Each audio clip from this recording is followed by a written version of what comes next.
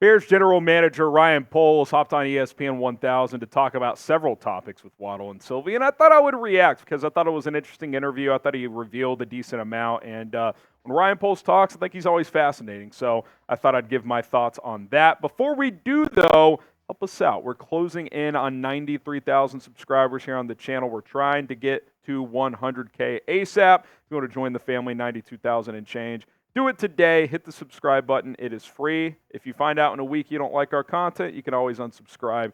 We would greatly, greatly appreciate the opportunity from you. And with that being said, we'll go ahead and jump on in here.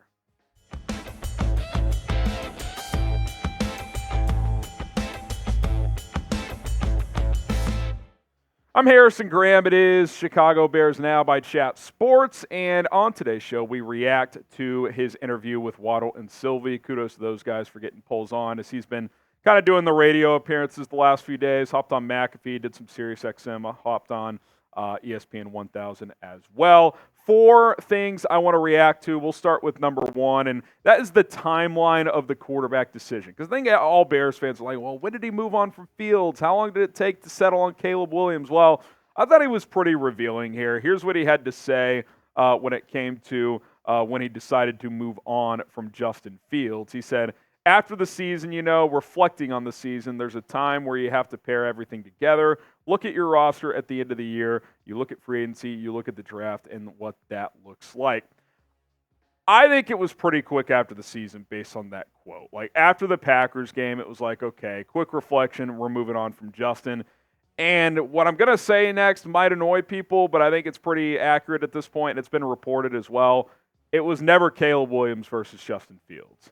And we'll get to more proof of that in a second. It was, which quarterback are we going to draft? I don't think Justin was really in the picture by the Combine, if I'm being completely honest, which was a month and a half after the regular season. It was, okay, Caleb's the guy we like the most on film, but if something pops up there we don't like, we'll draft another quarterback. I think they had moved on from Justin Fields pretty quickly after the regular season. Here's Poles here talking about Caleb Williams. He said, we knew on film that the talent Caleb had was undeniable, and it's one of those things where it pops off on the tape for you. So at that point, once we knew the tape was there, it really just came down to knowing the person and to make sure he's a good fit for everything. Once that came together, we knew that was going to be the direction and we were going to go.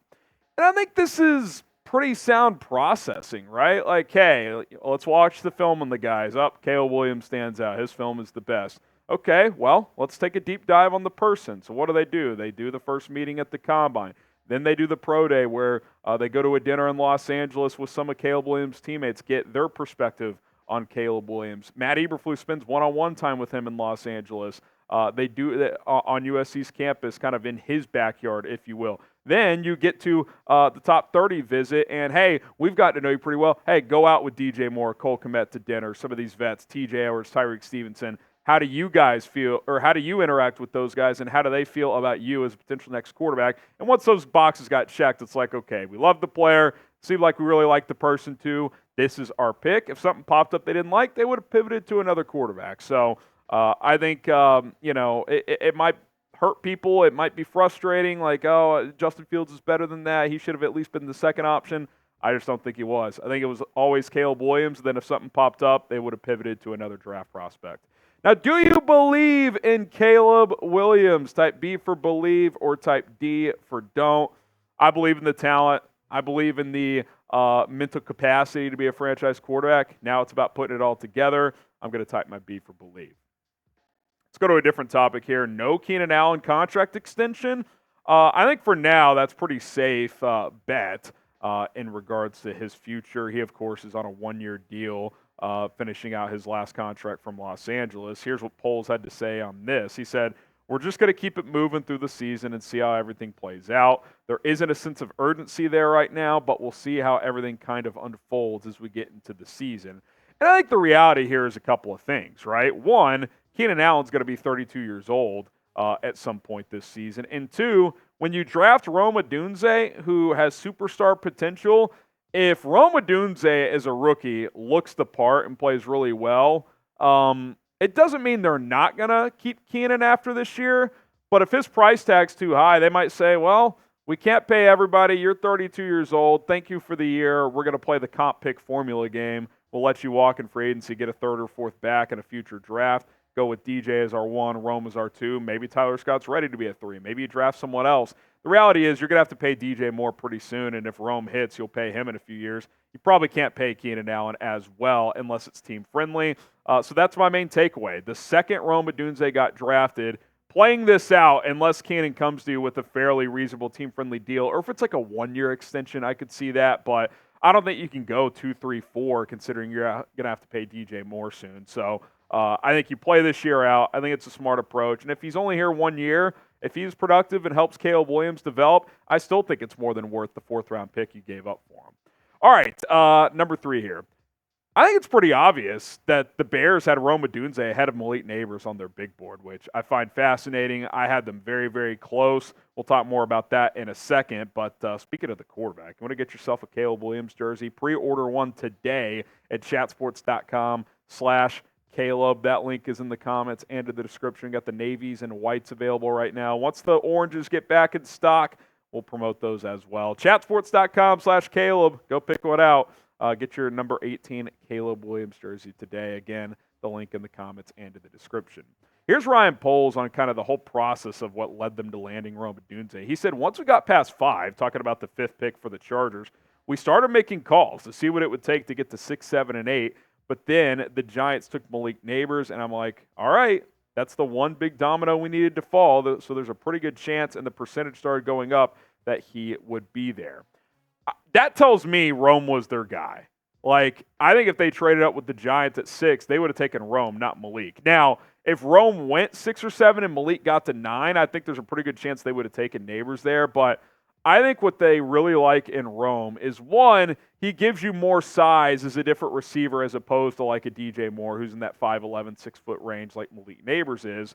And 2, I think the character matters. Not that Malik Nabers has bad character, but everyone you talk to says that this is the word you hear about Rome is clean prospect. Like, and you can listen to him talk, and you're just like, yeah, like this guy has no red flags. He's never been in trouble. Team captain, team first guy.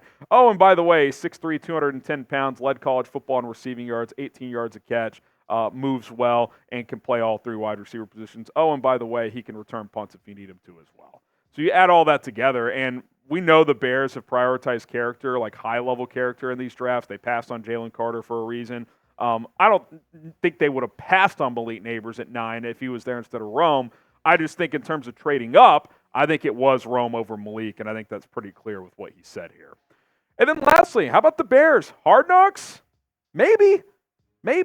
You tell me what you hear/read here when it comes to what Ryan Poles said. He said, I have not heard in terms of if they're going to be on Hard Knocks or not. Wouldn't surprise me if the NFL wanted the Bears. In terms of being in favor or against, there's some distractions that come along with it, but it's one of those things that what you learn in this league is you just adjust and adapt to whatever shows up.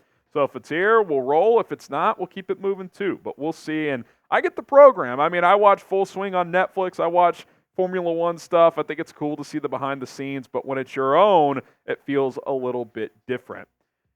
He seems a little open to it. I mean, that hasn't been as blunt as like the McCaskies in the past of like, yep, I'm sure other teams would like to do it. We have no interest, that being ownership, of course. But I think he's kind of like, look, we'd prefer not to, but they're probably going to make us do it at some point. So if they're going to, we'll adjust and we'll make it work.